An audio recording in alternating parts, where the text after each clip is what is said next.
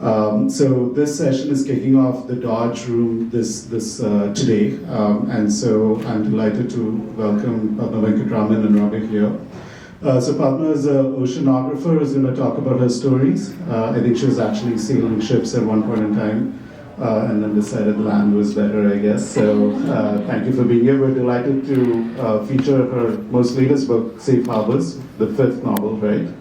Sixth, okay, 5 already and 6. This is out, great. So delighted to have her here. And Ramya is going to moderate the session. Ramya is a poet laureate of New York City, and I'll give it to her to sort of introduce herself as well. All right, thank you.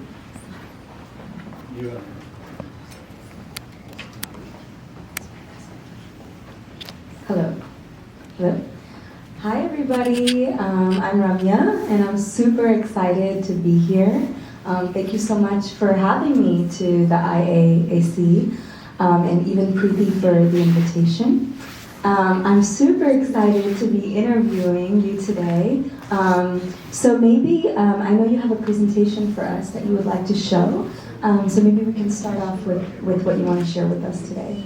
All right, namaskaram everyone. As we say in southern India, both of us are from South India, so I feel okay saying that. I just thought I would go quickly through my books because we're going to focus on one of them today, but I just wanted to give you a little more of an idea of my background.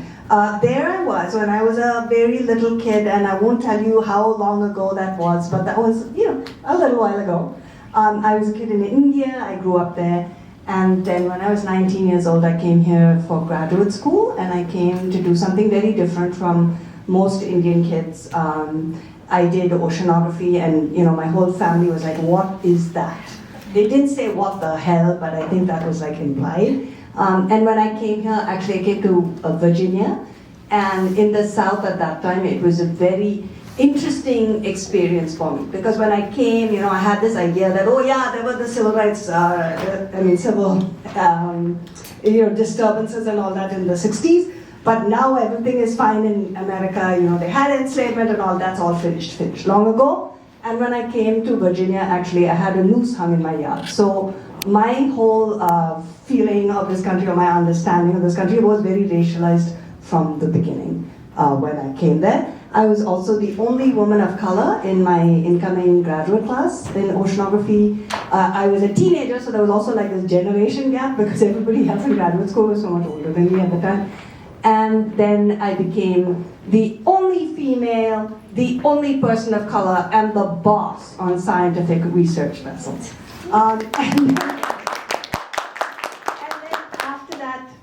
I decided to go back to what I always wanted to do, which was to write. And writing was something that I always loved, but the reason I sort of got sidetracked into oceanography was a couple of different things. Climate change and all the things that we're facing now as existential threats to humanity were already, unfortunately, existential threats when I was a kid. And I felt very strongly about them. And the second thing that I realized growing up where I was when I was that I really wanted to be able to decide what was happening in my life, and I would not be able to do that if I didn't have financial independence. And to me, I kind of sort of realized very quickly that the business of being a writer is very up and down and very unpredictable. And so that's partly why I went into oceanography. My first novel, Climbing the Stairs, which came out now almost more than 15 years ago, that much I can say, is a historical novel. It's a historical fiction novel, and it is set in India during the 1940s, which is when my mother grew up. And so some of you who are so young that you might think that colonialism is a thing of the past, for many of us it's not. So my mother actually grew up under British rule in India. And it is a book about her. It is also a book about my granduncle who served in the Allied World War II force. And some of you probably know this, but India, meaning, India, Pakistan, Bangladesh, everything that was clubbed under India at the time, had the world's largest all-volunteer force on the Allied side in the Second World War. And nobody really respected them after that because, India got its independence. They wanted to, talk about that. The British people didn't really want to talk about the British Indian contingent because we were no longer part of them as far as they were concerned, etc., etc. So my story was very much about that whole interesting thing because my granduncle decided to take up arms and fight, and the rest of the family was into Gandhian nonviolence. So that was Climbing the Stairs. And then A Time to Dance was, I was told by an English professor, I was very happy, that was the first novel in verse for young people that was with a South Asian theme, written in English. And it came out after after Climbing the Stairs. And it, as you can see, it's about a girl who was a Bharatanatyam dancer. And what you can also probably see from that cover is that that girl is really fair-skinned. And I fought so hard at the time and did not win the fight, you can see, to have the girl be a little darker. Sorry, but you know what? I was like, I am sorry, but that is not the color of the skin that I want in the novel. Fight, fight, fight, fight, fight. Yes, yes, yes, yes, look what happened. But part of that is to tell you that I chose to write for young people because I started to see that there were very few books about India and Indian culture that were complex and that portrayed us in all of our diversity and our depth for young people. So I felt very committed to that. And I was fighting a lot of fights, sometimes didn't win. And then my novel, The Bridge Home, came out a couple of years ago. That has since been challenged in Massachusetts. Unfortunately, I don't know if many of you know this, but we're in this time of sort of a lot of book challenges being raised, especially against people of color. This is especially impacting books for young people.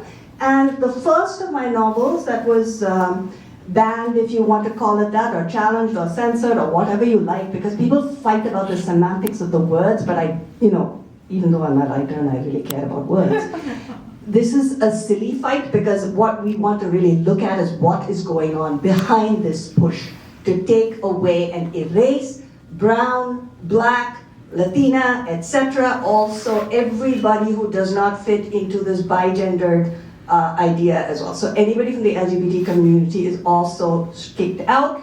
And unfortunately, anybody who says that their religion is not a narrow brand of Christianity is also being censored to a lesser degree. The biggest pushes are BIPOC authors and characters in LGBTQ plus characters and authors. And the first of my books to be banned was Born Behind Bars, and of course that was in Florida.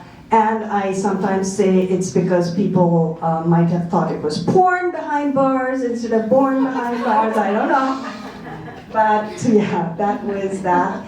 And that is about a young boy who was actually incarcerated in India because his mother was poor and destitute and low caste, and she was accused of a crime. They locked her up in jail, and until I wrote the book, I actually didn't know the difference between jail and prison. I hope that many of you don't know that actually. But anyway, jail is the place that they send you when they accuse you of a crime if you are not wealthy enough to pay bail, which is already an inherent inequality in the system. And then you get locked up, and then if you're like this poor woman, they throw away the key. She never got her day in court. She ended up spending more time as a pregnant woman, right? She gave birth to this boy behind bars in jail than if she had been found guilty of the crime of which she was accused and forced to go to prison and serve out her sentence. So, and this is not just this one boy. It happens to a lot of kids in India. And in the author's note section of the book, I spoke about how when I came to Virginia in my categorical data analysis class, which is one of the first classes that I took as an oceanographer, the numbers showed very clearly that, like I said, unlike me being here naive coming to America, showed very clearly that people who were innocent and black were far more likely to be incarcerated or, put in jail for, or prison, locked up for their crimes than people who were white, who were also innocent. So that is something that should not be any kind of partisan issue, because we're talking about innocent people here, and 1 hour of innocence behind bars is already something we should be objecting to. However, that was the thing that started off the book banning, and since then everything has been banned or challenged in some way, including my latest novel, Safe Harbor. Thank you very much. And guess what? I do want to say this because we think sometimes, we're in New York, and I'm so glad we are riding this joyous wave, and I hope I can be political and say, yay, Mamdani. But the thing that happens is we think that we're in our blue little bubble and it's not happening here. It is. So the place where Safe Harbor was challenged was Washington State, also very blue. So I just want you to know that there is this, unfortunately there are all sorts of things happening. We just need to be aware of them. And we need to be able to say, as one of the characters says in Born Behind Bars, fear is a lock, courage is a key, and I think we need to have that key of courage and open up the doors that threaten to lock us in. Okay. And yeah, make our countries a safe harbor for everyone, y'all.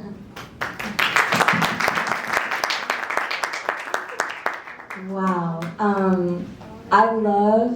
This is my first time hearing you speak, right? And I love the courage behind your voice.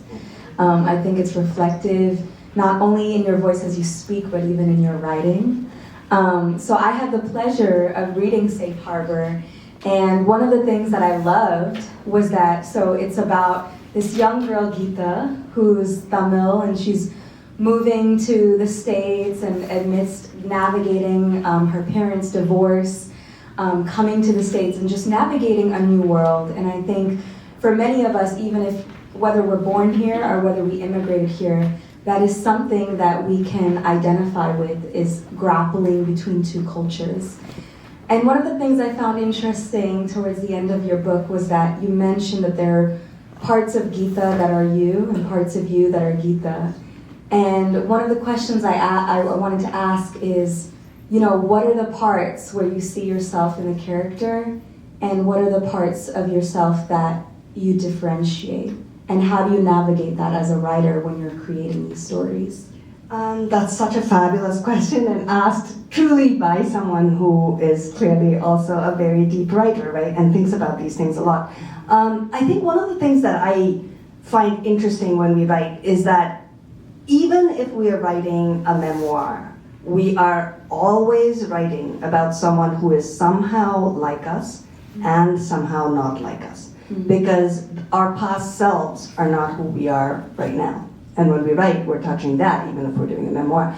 In Geeta's case, some of the outside things that I can point to quite quickly that are like me in terms of when I was a child was that I had quite a different upbringing than many of the South Asians that I meet, because my dad actually ended up kicking my mother out of the house when I was about 8 years old. So I was living in the lap of luxury. We had polo ponies, we had this humongous house. I thought all of this was fine and normal. And then after my dad kicked my mother out, we suddenly went to a teeny tiny, horrible little apartment complex in the place that I was surrounded by people who were very, very low income. It was quite an interesting experience for me, quite an unusual experience, I think, but also just divorce. My mother was able to dig herself out of that quite quickly.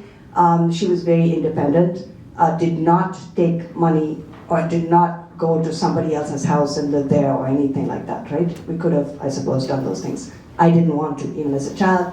She asked me what I wanted to do. I said I want to live alone, and she actually did that for me. So the thing that was very interesting to me in reading a lot of young people's literatures, we always see these Desi families that are so lovely, and there are lovely Desi families, and including my extended family, there's lovely things about them. But there's also sometimes a lot of stress and a lot of things that we don't talk about, and cruelty within the family. And in this particular case, that was one of the things that I think is very much like me and Geeta, is that Geeta is the product of, in her case, a divorce, and I think a more amicable divorce than my parents, but nonetheless something that she gets teased for in India, which was my case, and then when she comes here also gets a little bit of flack for different things. Yeah. No, I love how you answered that, and even just touching on, this idea of sometimes the model minority myth that a lot of Asian Americans carry, and even Indian Americans, of this is how we're perceived on the outside, and then there's things that maybe go on in the home, or even just the unpredictability of finances that happen as well, that aren't often addressed publicly and aren't often talked about in conversation with one another, especially when we're trying to protect how we're seen, right? And that's one of the things that I really loved about Geeta's character, was that she was kind of, navigating how she's seen in this space, in this new space with these new students, and even being bullied and stuff like that. So one of the things I wanted to talk about, and I mentioned to you earlier, is that I love a good novel in verse. It is my favorite genre, and it is actually a genre that a lot of poets are participating in now. And so it's such an honor to sit with the first South Asian person to write a novel in verse. I mean, that's incredible. And so I guess my question, yeah, totally.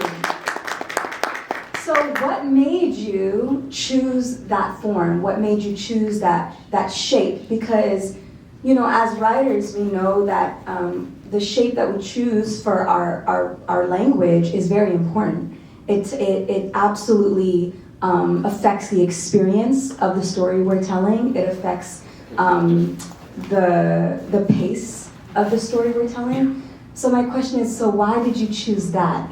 Or did it choose you? Like, what was that journey? So I think there's a bit of both always, right? So when, for me, and everybody's experience is slightly different, I feel a lot like I hear this voice in my head, right? And that's the first thing that I hear. And then I see this movie playing in my head, and then by the time I'm writing the novel, I feel like this ghost is like possessing me, and I'm slightly in this other space. But for me, the two novels of mine that have been novels in verse, so Safe Harbor and also A Time to Dance, the form of poetry marries in very well with the actual story. So in A Time to Dance, it's about Bharatanatyam, and of course Bharatanatyam is about rhythm and dance, right?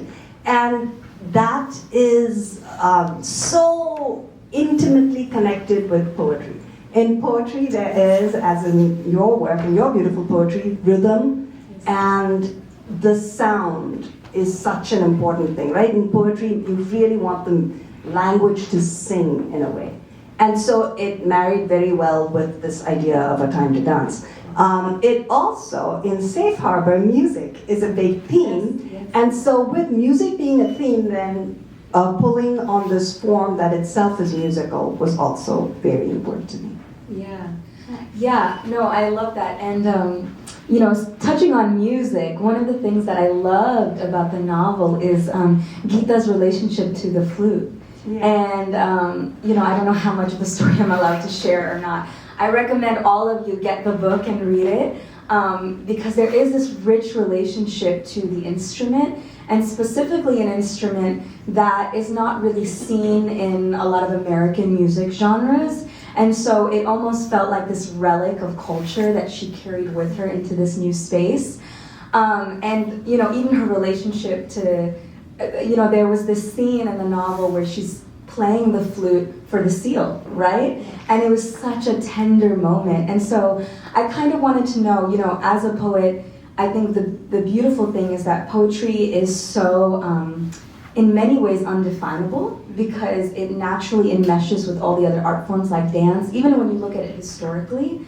So I wanted to know kind of what is your personal relationship to music and poetry, and how did you find music as something to have as a theme in this novel? So poetry is something that I always wrote when I was really little. That was the thing that I wrote in the beginning. My mother says I used to dictate poetry to her even before I could properly write myself. And apparently at that time I was like so confident that I told her where my line breaks were. This is something that we worry a lot, as you know, about line breaks later on when we grow up. But the one thing that I was, many things that I was bad at, but one of the things that I was really hopeless at, actually, dance, Bharatanatyam, all these little kids always try to do Bharatanatyam. Yeah. I was hopeless at Bharatanatyam. And I was also really not good at music. So I loved listening to music. And my Veena teacher, I had a Veena teacher, I loved the instrument. It's a beautiful instrument. I think it is for everyone terribly hard to be good at. For me, it was like a horror. Like, I loved her, but oh my God, did I dread those lessons because I was just hopeless and she really wanted me to do so well. The wonderful thing though about writing is that you live vicariously through your characters. And so, Veda in A Time to Dance dances the way I wish I could dance. And Geeta plays the flute the way I wish I could play the flute. But certainly, I think there's something about music that crosses cultures and crosses species. And in this novel of mine, which is probably in some ways, I know I told you about, divorce and climate change is part of it, and there's a lot of other themes in the novel, as there are in all of my novels. It's, quite an intricate brocade, I hope. But for the most part, this is the most lighthearted of my novels. You use the word tender. It is tender and lighthearted, and it has a nice big seal on the cover. And there was that feeling of, everything that we're going through right now being so bit of a downer in my life or in our lives politically at the moment. I feel like it was very difficult for me. I shouldn't make assumptions, but anyway, I just wanted to lift myself out of it, and one of the things I was doing a lot was music. Was a way to get out of it. And for me, Indian music, whether it's classical or not, is something that really resonates with me much more than other forms. For sure.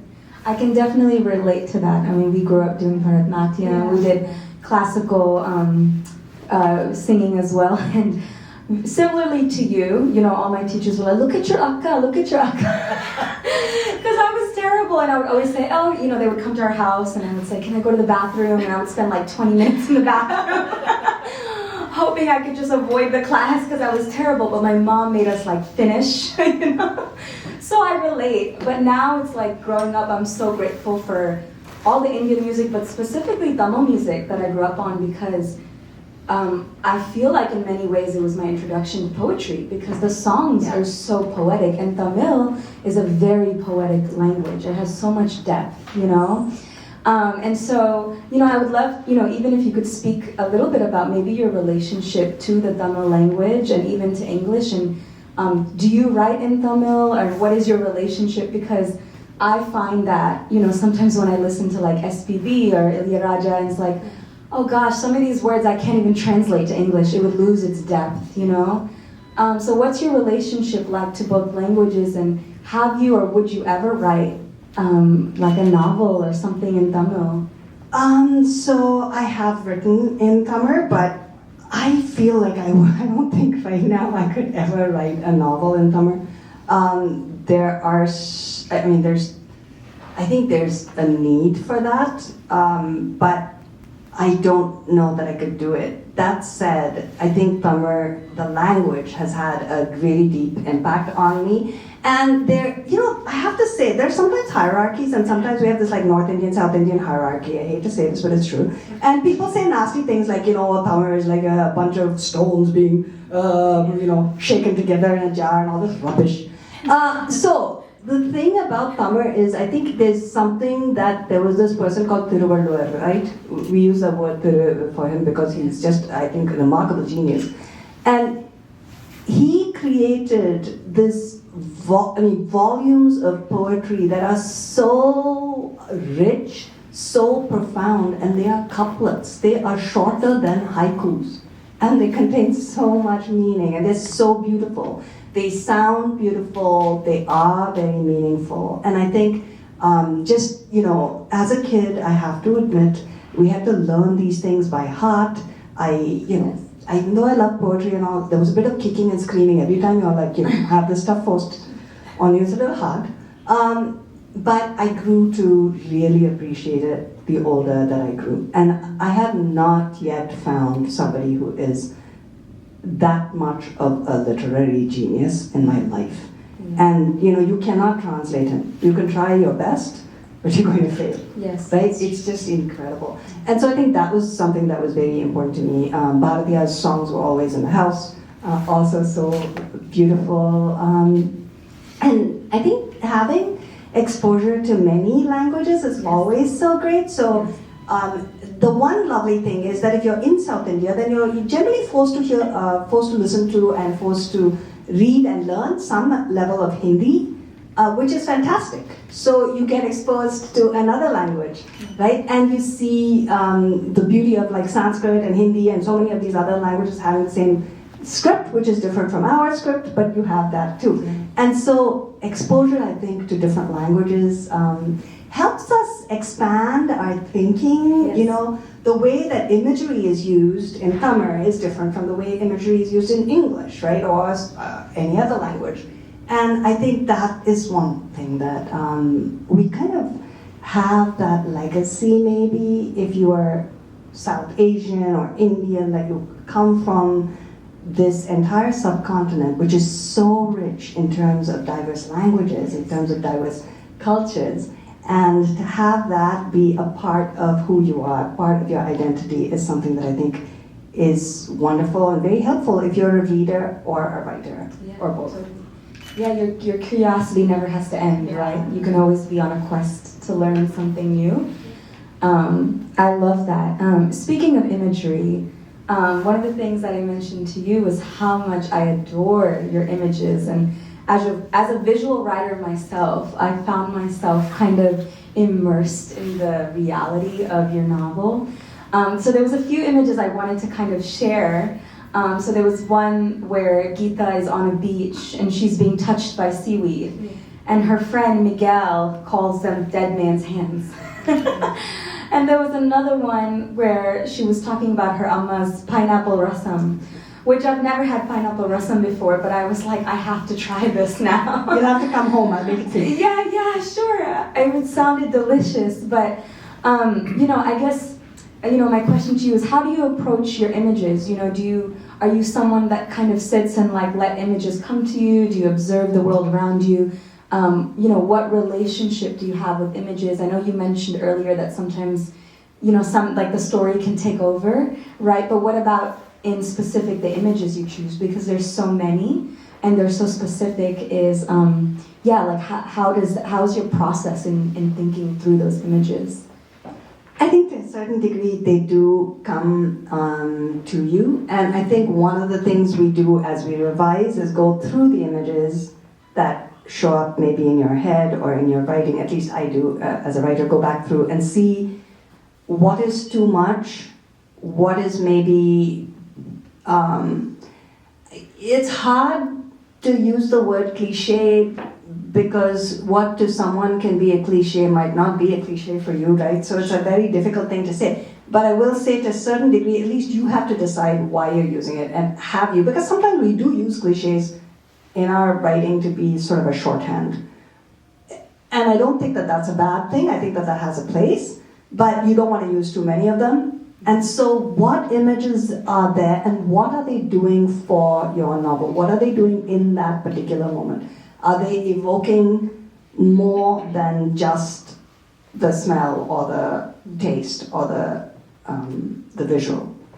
To be clear about why we are doing those things, to be intentional about the images that we choose to put in. And I have to say, my first drafts are more like, I always call them verbal vomit. It's like, blah, and then it's this mess. And then I go through, and when I revise is when I'm actually cleaning up that verbal vomit and hopefully finding some good stuff in them. Yeah. That's not stinky. Yeah, totally, same. I think when I'm writing it, I always add way too many adjectives. And I have to say, I remember one of my writing mentors said, a poem or an image even is like a table. It only needs 4 legs to stand, and sometimes I put 10 legs and I need to chop, chop, chop, chop, chop.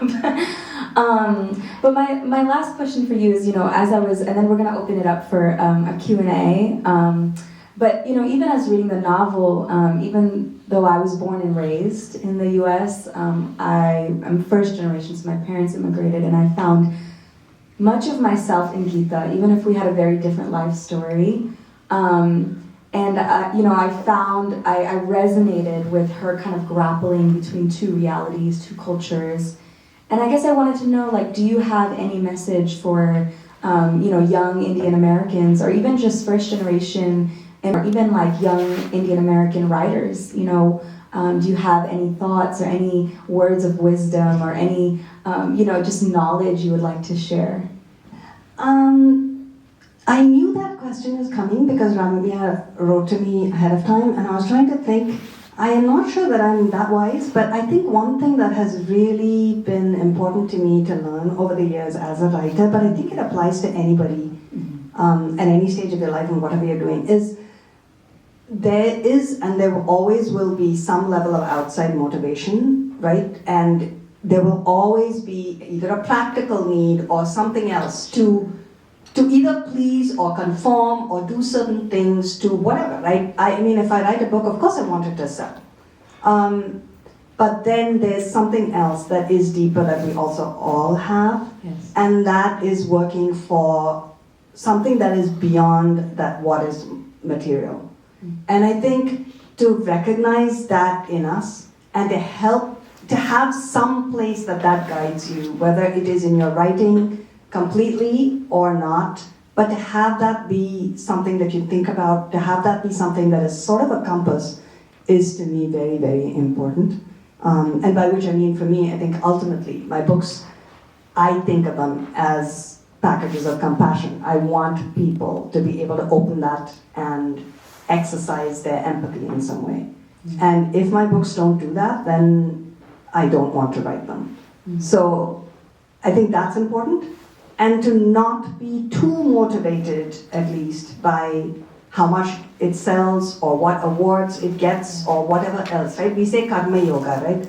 You do what you can to the best of your ability, and you realize that you don't control the rest, and you have to let that go. Yeah. And it's easier to say than to do, but I think to at least have that as a guiding concept, no matter what you do, is, I think, a good idea.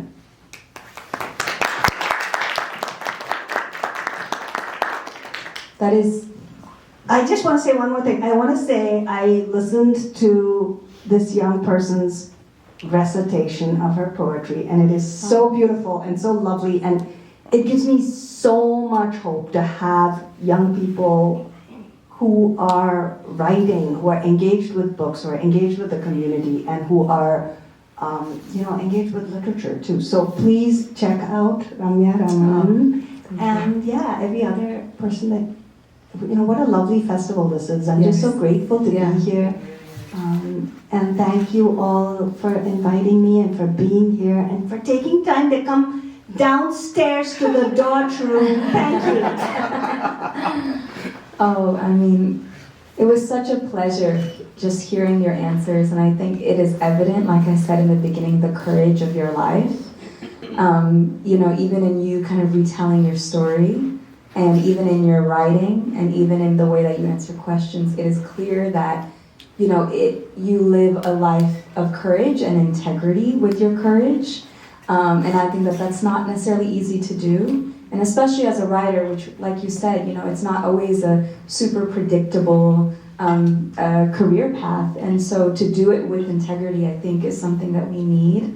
And also being able to have wisdom and how to steward it in a practical way, right? We need both, and I think you just do that so well, and I'm just so honored to have had this conversation with you. Yeah, I wanted to open it up to the audience, if anybody has a question, if there's a Q&A. Yeah, absolutely. Hi, I love your title, Safe Harbor. Everybody needs a safe harbor that they can go to. And I noticed you were talking about how your books were being banned. But I wanted to know who loves your books? Like, are there kids that love your books? Are there moms that love your books? Are there Americans? I know my sister, she had a neighbor who teaches kids, and she was teaching emotionally challenged kids, but she is so much like you. So much like you. And I also think like in the oceans and stuff, you know, bottlenose dolphins. Well, there's bottlenose dolphins in the Bay of Bengal, and there are in the Pacific Ocean. I think they're the same. You know, and it's just like when you see like the dolphins all over the world, they're not fighting. They're not finding things wrong about each other. They're for any reason. They look pretty much alike, except maybe a little bit. I'm not really sure. But who have you reached? Because I think that's and then because if you can tell us who you reached, then if I know who those people are, then I can say, hey, there's these books. You'll love these books. I mean, I want to tell my sister's neighbor, look, you got to read all of them. She's just like you. I swear to God, she's just like you. So I'll say quickly, you have to read books that are written maybe by people that you think are just like you, but also people who you think are just very different, because that's so important, I think, in a democracy especially, to have that entire bandwidth or width and breadth of what you read. But also, I mean, I have been very, very lucky in that I like to think that I'm a 50 plus man, I'm going to just say it. I have reached children and adults. The thing with writing children's books is that you have to get through that first hurdle of a heck of a lot of adults who read your book before they decide that they can be published and given to young people. And you need to touch the young people who you are writing for. Some of I think the most impactful things that have ever happened have been with The Bridge Home deals with a lot of different things, including abuse. It's not on the page. You don't see that in a graphic way, because I don't believe that you need to put that graphically out there for young people. But there are kids who will understand what is going on behind the scenes. Some kids will not, and that is just fine, right? And there are kids who have moved themselves from places that were unsafe to places that were safe because of my writing. And I cannot ask for a bigger reward than those children's lives that I've changed. And there was one kid, there was one woman in Trinidad and Tobago, and I will not say which one, but she was going through something very difficult as well. And she said miss, which usually drives me up the wall, but they all say miss in Trinidad. And she said, miss, I just want to tell you. And she was going through something very difficult. And she, again, also moved herself to a safe place. And so I think if you write a book that is deep and important and honest more than anything else, that it can touch people because of that honesty, and then you can change somebody's lives. And on a slightly lighter note, Born Behind Bars, when this whole thing was going on, the big hullabaloo about what it was, I got an email from this young black mom whom I don't know at all on Instagram, which I'm not even very active on social media, but I do have it out there. And she said, it was Super Bowl Sunday, and she was looking for her little boy, and she did say with all her words, she said, when most of the men in my family were watching this gladiator-like sport, glued to the television, she noticed suddenly that her little boy was not there, and she was looking for him, and then she sent me a picture of him, which I also put on Instagram. He's in this, he has his blanket over him, he's sitting there in a little garden, in their back garden in California, and she said, I saw him reading a book.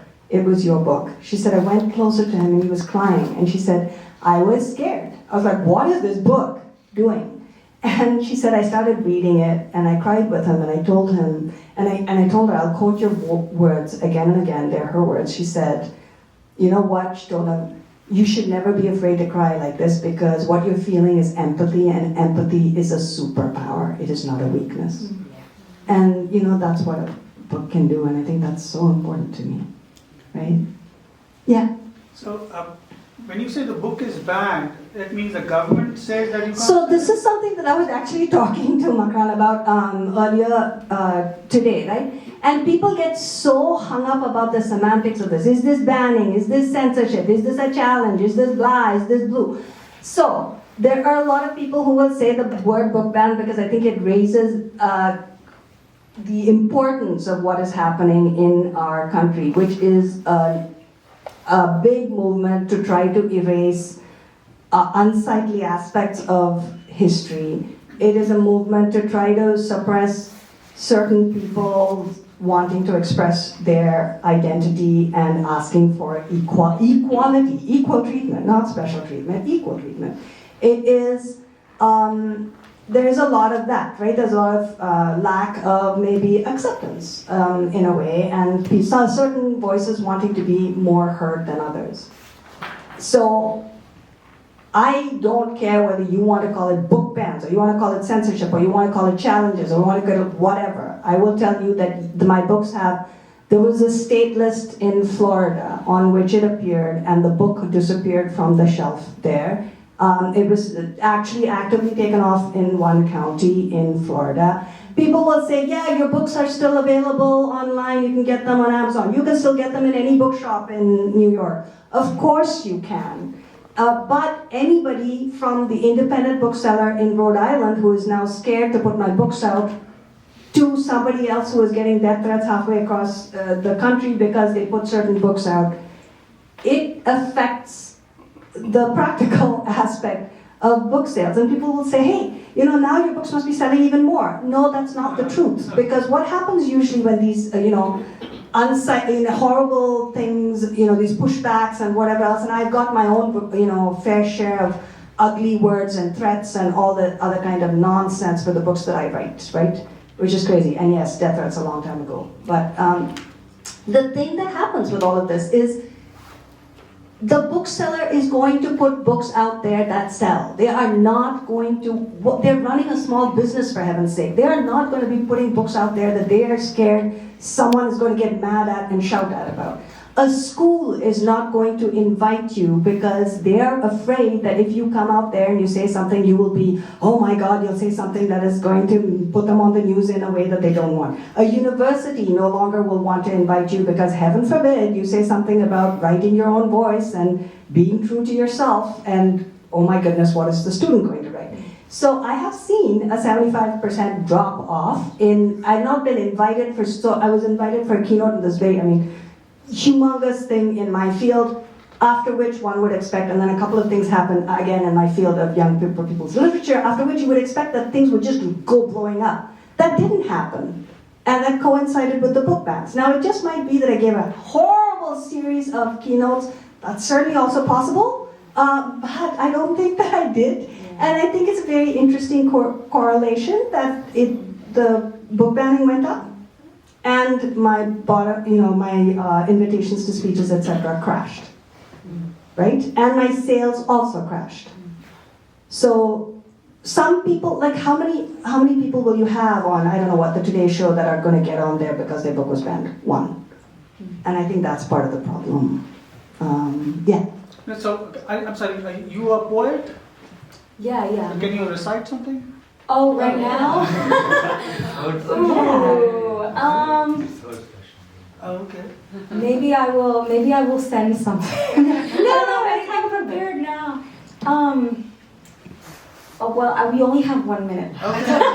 Let's not to cop out, but I will definitely send something to you for sure.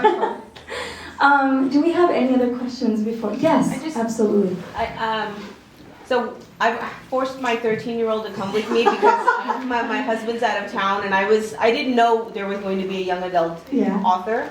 We kind of stumbled in. So we're South Indian, I'm half Tamil. I just want to thank you for being a banned author and still using your voice and coming out. And I think it's so important to have an author like you who writes about South Asian stories that first-generation Americans can appreciate, and just even seeing names that are South Indian in books that are American. And as much as it's unfortunate that you'll have book sales going down, there will be parents like me who will be like, oh, your book was banned, let me go buy it. So, I'm appreciative of the council that they hosted you here, knowing what your struggle has been, and for you to just kind of lean into the banning and say, yeah, this is what the book's about, and I'm going to keep writing them. So, no question, but just thank you. Thank you.